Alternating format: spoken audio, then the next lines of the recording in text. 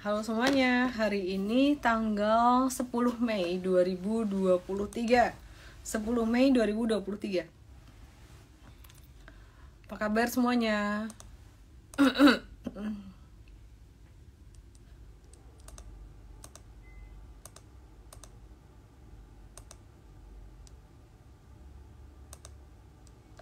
Halo Charles Atma, Enghongin, Cecilia Pui,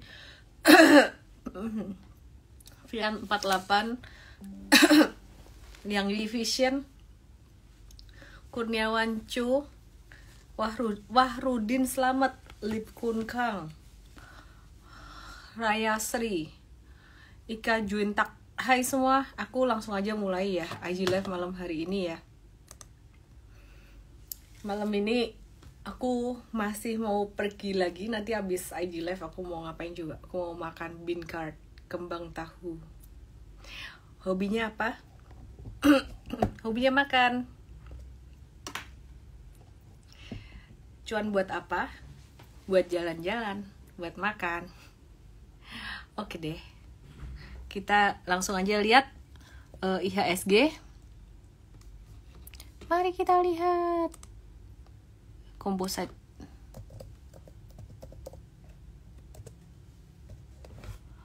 Rapiin dikit, bentar. Oh, kenapa yang ini layoutnya? Sebentar ya.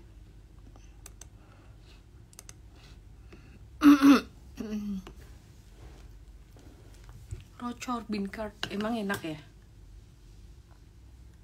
Halo Atika, halo William Hobies. Oh, oke.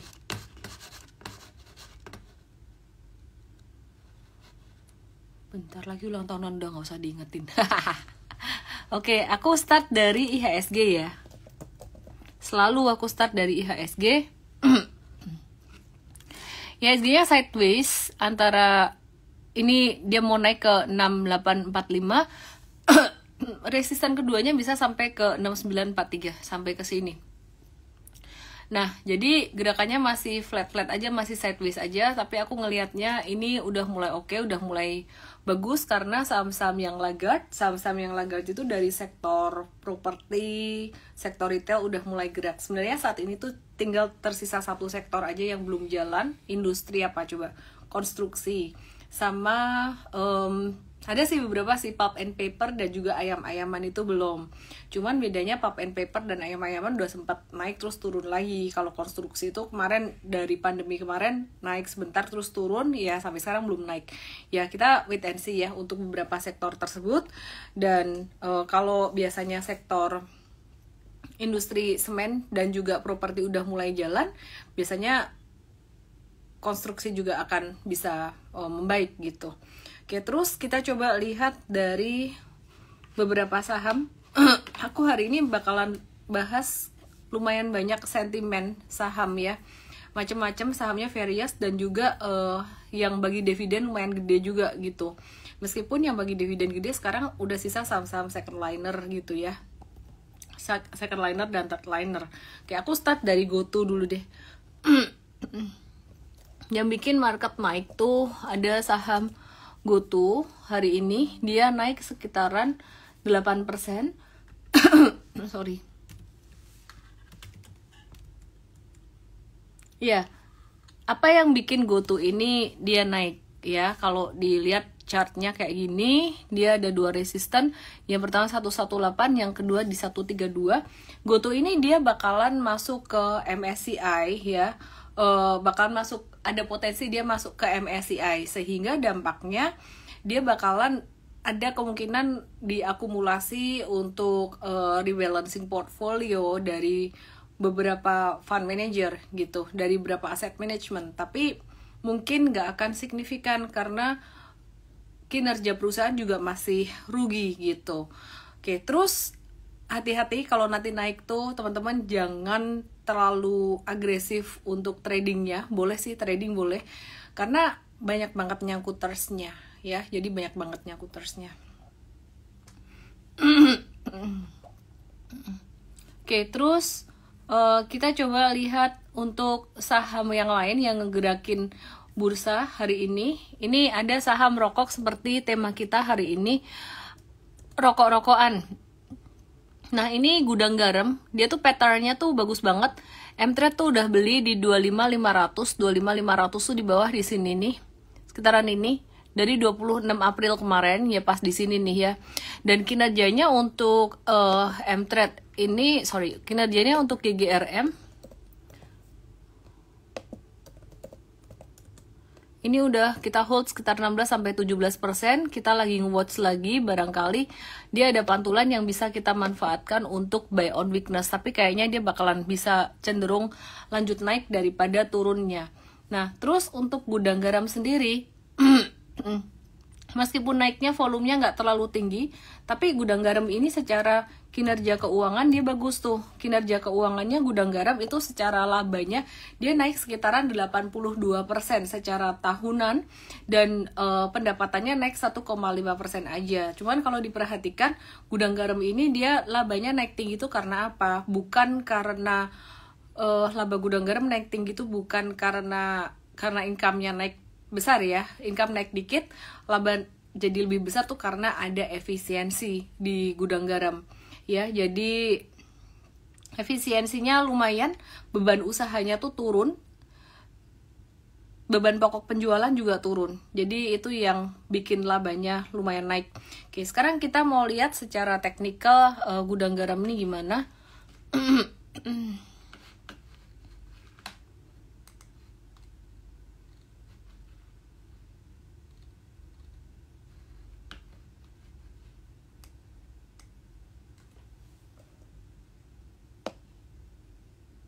Ya, dia bisa naik sampai 31.700, 31.850 di sini.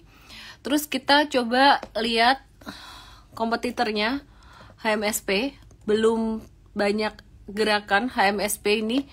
Dia masih sideways aja buat HMSP. Kinerjanya gimana? Pendapatannya HMSP ini naik 3,9%, sedangkan laba bersihnya naik 12,7%.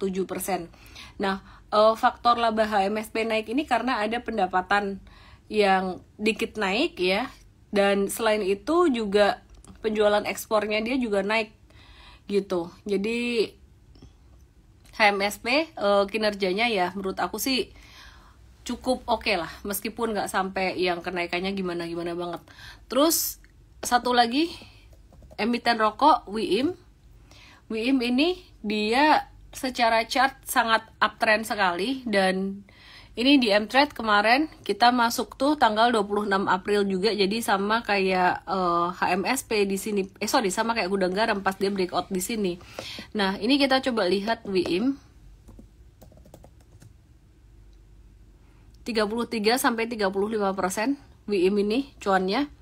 Nah, perhatikan kita udah nge-hold quite a while ya.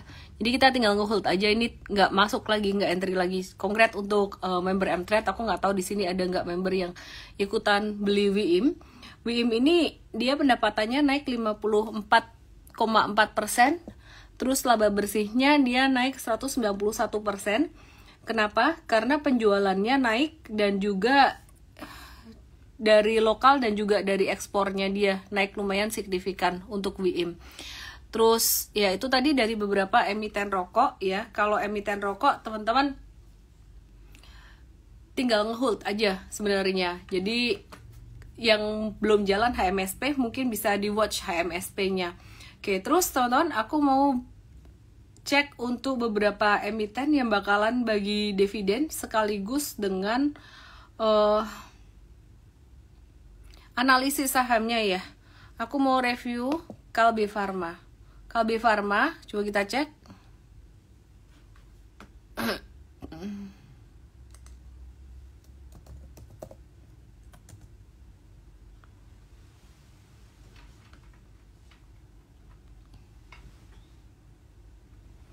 Kalbe Pharma, dia bakalan ada come date penghitungan dividen tanggal 11 Mei itu Rp38, dividen yieldnya 1,84% buat Kalbe Pharma.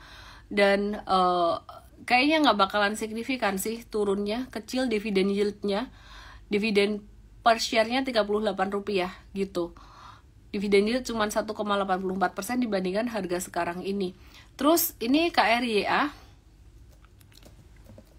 Ini perusahaan ini lumayan menarik ya, meskipun dia sebenarnya harganya kayak gini. Kita ngelihat yang aneh tuh ini, fundamental perusahaan ini tuh menarik, labanya ada gitu. Ini perusahaan swasta, Bangun Karya Perkasa Jaya. Cuman yang lucu harga sahamnya masih di bawah, masih belum terapresiasi oleh investor ya. Let me check again. Tomorrow dia bakalan bagi dividen, Kamdev itu tanggal 15 Mei. Itu dividen per share-nya 1,5 rupiah ya, dan dividen yield-nya 1,8%. Jadi ini aku belum merekomendasikan beli, cuman aku melihat dia tuh fundamentalnya bagus si KRIA tadi secara net profitnya gitu. Jadi belum terapresiasi oleh investor. Excel dia bakalan bagi dividen Rp42 per lembar saham tanggal 15 Mei, dividen yield 2,2%. Secara teknikal Excel mulai ada tanda akumulasi, paling enggak dia bisa naik sampai 2040 di bulan Mei ini. Terus kemudian aku mau review juga TOWR, ini perusahaan tower-toweran yang udah turun banyak banget. Ini udah ada double bottom dan mulai merangkak naik dalam tren naiknya, perjalanan tren naiknya. Ini mau bagi dividen juga. Kamdevnya kayaknya udah deh 2 Mei kemarin, tinggal pembayaran dividen kali ya. 2 Mei atau 2 Juni ya, let me check ya.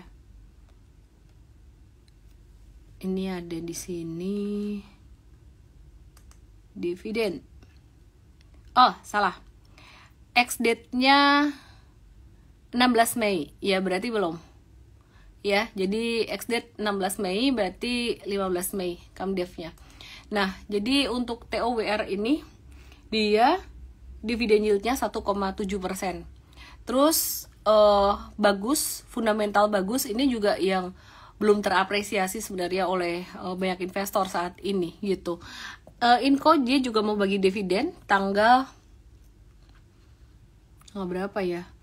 Aku harus cek lagi Inco tanggal berapanya, cuman dia tuh dividen per share-nya 93,46, 1,3%. Hati-hati dengan Inco, dia mau keluar dari MSCI, mau dikeluarin dari MSCI, ditukar GoTo. Oke, saya juga nggak tahu itu dari activity-nya sebenarnya, activity sahamnya. Oke, terus kemudian kita mau lihat SMBR, kita ada profit taking untuk jangka pendek, SMBR-nya 3,8 sampai 5%. Let me check apakah jangka menengah M-Trade masih ada. Oke, masih ada untuk SMBR-nya, barang lama sih. Oke, SMBR ini dia lagi ngebentuk triple bottom, lagi ada perbaikan tren. Jadi kita wait and see dulu untuk SMBR ini. Terus ada saham lain yang mau bagi dividen sekalian ya, aku cek ya. Ini yang likuiditasnya kecil, SMSM tanggal 10 Mei lagi uptrend sih untuk SMSM. Jadi kita lagi watch juga untuk swing trading atau jangka menengah. Kemudian lucu nih saham namanya Lucy ini dia mau bagi dividen juga tanggal 10 Mei, tapi kita belum masukin ke watchlist untuk trading ya. Untuk SMSM ini aku lagi nunggu jatuhnya dia gitu buat trading. Kita lagi watch. Oke, terus kemudian EPMT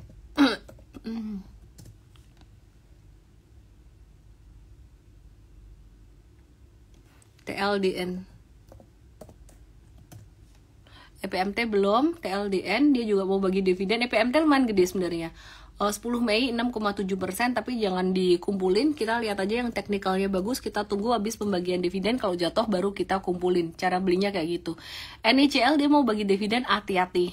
Saham ini dia ngebentuk head and shoulders ya, jadi dia bisa jatuh, kalau jatuh tuh sampai level sekitaran 200 atau 180-an. Ada tanda-tanda distribusi. Jadi hati-hatinya tuh kalau dia breakdown dari 270, begitu breakdown dari 270 itu berarti dia masuk downtrend. Oke, nah ini beberapa pada nanyain BBTN. Kita lihat yuk BBTN ya. BBTN sih sebenarnya komen aku tuh cuman satu aja, dia tuh valuasinya tuh murah banget. Banyak deh komen aku untuk BBTN. Ngelihat chartnya kayak gini, ini udah mulai ada tanda reversal. nggak bisa dibilang triple bottom, tapi ini tanda reversal yang cukup bagus, dan melihat fundamental perusahaan menarik, ini juga menjadi salah satu pilihan untuk investasi gitu. Nah, jadi BBTN ini ngikutin trennya saham-saham properti juga nih, ngikutin trennya sektor properti. Apalagi kemarin WHO bilang pandemi COVID itu dinyatakan sudah berakhir gitu. Jadi ini satu sentimen yang bagus dan baru breakout kemarin. Jadi kalau misalkan ada retracement, ini bisa ditunggu untuk BBTN. Oke, terus aku mau review saham lainnya. Aku balik ke Excel ya. Excel ini tadi ada sentimen XCL, meskipun akumulasinya nggak terlalu strong banget, pattern akumulasinya pendek. Excel ini dia bakalan ada sinergi dengan LinkNet untuk menangkap pasar FBB dan FMC gitu. Jadi sinergi Excel dan LinkNet ini bakalan meningkatkan layanan konvergensinya di Indonesia gitu. Jadi bakalan bagus sih untuk perluasan layanan Excel sendiri gitu. Jadi pasarnya semakin besar untuk FBB dan pastinya akan berdampak pada revenue dan juga laba juga gitu. Terus kita lihat kompetitornya TLKM. TLKM gimana kabarnya sekarang? Dulu orang-orang pada takut GoTo dan lain sebagainya, dia ada investasi di GoTo, tapi ternyata dia juga udah naik lumayan signifikan. Dan ketika dia jatuh beberapa hari terakhir ini, jadi kesempatan kita buat kemarin kita entry lagi gitu. Nah, untuk TLKM sendiri ini yang menarik, dia akan ada rencana merger dengan IndiHome pada Juli 2023 gitu. Dan kalau kita perhatikan dari aksi korporasi ini diproyeksi akan menghasilkan EBITDA 2023 itu sekitar 56 triliun atau nyumbang sekitar 65% dari EBITDA Telkom di 2023 gitu. Nah, mergernya anak usaha Telkom ini diproyeksi akan memberikan keuntungan dari sisi bisnis dan efisiensi yang akhirnya akan membuat sisi profitabilitas atau cuan dari TLKM ini membaik gitu. Jadi ini menarik banget untuk TLKM di sini. Teman-teman, ada koreksi di sini untuk jangka menengah panjang tuh kita bisa watch ya. Oke, terus selain TLKM, tadi kita udah bahas Excel, GoTo, tadi udah bahas BBTN juga. Nah, aku mau bahas BRIS sekarang. Nah, ada kaitannya nih, BTN Syariah dan BRIS ini dia merger. BTN Syariah dan BRIS ini merger sehingga berpotensi mergernya ini berpotensi akan memberikan keuntungan bagi BTN dan juga BRIS dari sisi pembiayaan kredit syariahnya di Indonesia. Ini satu hal yang sangat bagus sekali. Nah, tapi merger ini juga berpotensi untuk mengurangi aset dari BTN sendiri. Nah, perhatikan di sini, ini ada pattern cup with handle, cakep banget untuk BRIS. BRIS-nya berpotensi untuk naik paling enggak tuh sampai ke level sekitaran 1875. 1870 sampai 1875. Jadi kalau ditanya BBTN dan BRIS mana lebih menarik? BRIS lebih menarik untuk trading, BBTN lebih menarik untuk investing. Kalau saya pribadi gitu. Tapi kalau kalian mintanya yang syariah ya pastinya ya BRIS gitu. Ya jadi ada pilihannya masing-masing. Oke, aku akan pindah ke Jasa Marga. Jasa Marga ini aku mau review laporan keuangannya Jasa Marga. Ya, jadi bahas sahamnya singkat, padat, dan nendang ya. Dan jangan lupa nonton di morning briefing, kalau morning briefing itu lebih detail bahas sahamnya. Jasa Marga ini laba bersihnya dia naik 52,69%. Pendapatannya cuman naik 21,15% gitu. Jadi dia sepertinya ada efisiensi juga gitu. Ya, jadi ini Jasa Marga. Kemarin dia baru aja naik dengan volume transaksi yang cukup oke, cukup bagus. Meskipun dia ketahan resisten 3550, kita ngelihatnya ada koreksi dikit bisa berpotensi naik lagi. Ya, jadi biar nggak telat beli saham buat trading, ikut M-Trade ya. Jadi dapat rekomendasi saham dari M-Trade. Kalau pengen tahu gimana cara tradingnya lebih detail, lebih terstruktur, lebih ke belajarnya di workshop Super Trader. Oke, jadi kinerja Jasa Marga ini bagus banget setelah PPKM tuh dicabut. Oke, terus kemudian minum air putih dulu. Oke.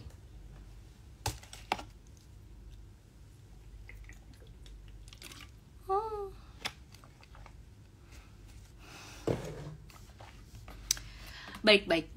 Mari kita lanjutkan. Lanjut atau udah? Lanjut. Lanjut ya. Bahas saham Unilever. Sekarang kita bahas saham Unilever. Mau lihat nggak? Tuh ini ada kepala nih dikit. Kepalanya suamiku. Terus dia lagi main HP. Oke.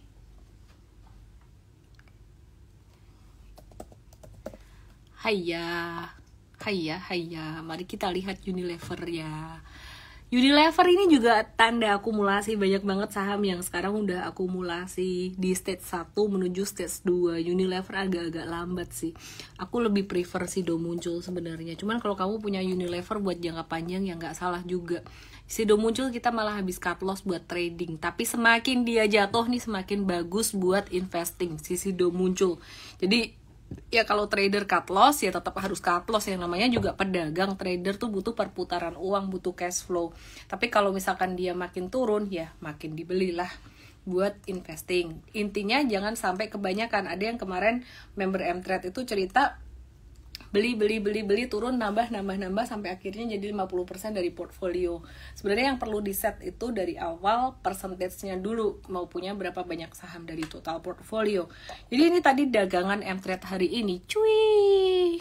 Sorry ya, aku pamer cuan ya. Ya, kita confident memberikan manfaat yang terbaik untuk member kita, dan thank you banget buat all team, buat tim dev, tim coach, tim trader, tim semuanya. Thank you buat kerjasamanya. Ini ACES naik 18 cuan 18 sampai 19%. SMRA kita jualan. Pokoknya yang kita hitung cuan yang udah jualan gitu. Belum jualan kita belum hitung cuan. SMRA 12 sampai 18%, auto 7 sampai 10%, MAPI 5 sampai 6%, SMBR 3 sampai 5%, Citra 3%, SSIA Impas 1%, Best Impas 1%, WH 1 sampai 3%, Sido ada cut loss 5%, HRTA cut loss 4,5 sampai 9%, BSDE cuan 2 sampai 4% ya. Ini ada Asri juga cuan dikit, Akra cuan dikit. Akra jangka pendek dia cut loss sekitaran 8%, Inco Impas, Adaro cut loss 7%. Jadi ini Astra International cuan 2 sampai 19%, range-nya lumayan lebar. Ya intinya sih sebenarnya kalau kinerja M-Trade ditanya ada cut loss nggak, ya pasti ada dong ya. Tapi kalau kita lihat kinerjanya dikumpulin semua secara statistik, lebih banyak cuannya daripada ruginya. Cuman masalahnya kinerja setiap member itu beda-beda. Kadang kalau kita info saham apa, kebetulan pas cuan dia nggak beli, kebetulan pas rugi dia beli, atau sebaliknya pas cuan dia beli, pas rugi dia nggak beli, jadi dia lebih untung daripada temennya yang lain gitu. Karena kita bukan fund manager atau asset management, jadi kinerjanya tiap member beda-beda. Oke deh teman-teman semuanya, terima kasih yang udah nonton IG Live malam hari ini. Ini cuman sekitaran 25 menitan aja, tapi lengkap banget sebenarnya. Nanti bisa ditonton rekamannya di YouTube aku, Ellen May. Gimana cara join M-Trade? Just DM saya aja, M-Trade nama email WhatsApp, atau langsung ke mtrade.id, pencet di situ. Bisa juga teman-teman belajar dari workshop Super Trader, kalau itu gimana caranya trading, bisa bermanfaat untuk kamu yang mau trading forex, crypto, gold, dan semuanya. Dan juga yang masih pemula banget pengen belajar masuk, jangan dulu kamu ke crypto, ke gold, dan yang lain-lain, ke investasi jangka panjang dulu, itu di M-Fast. Kalau kamu bingung, just tinggalin nama email WhatsApp aja di DM aku, nanti tim aku akan hubungi dan bantu kamu. Terima kasih semuanya, saya mau kuliner, mau makan bean curd. Enjoy. Bye-bye.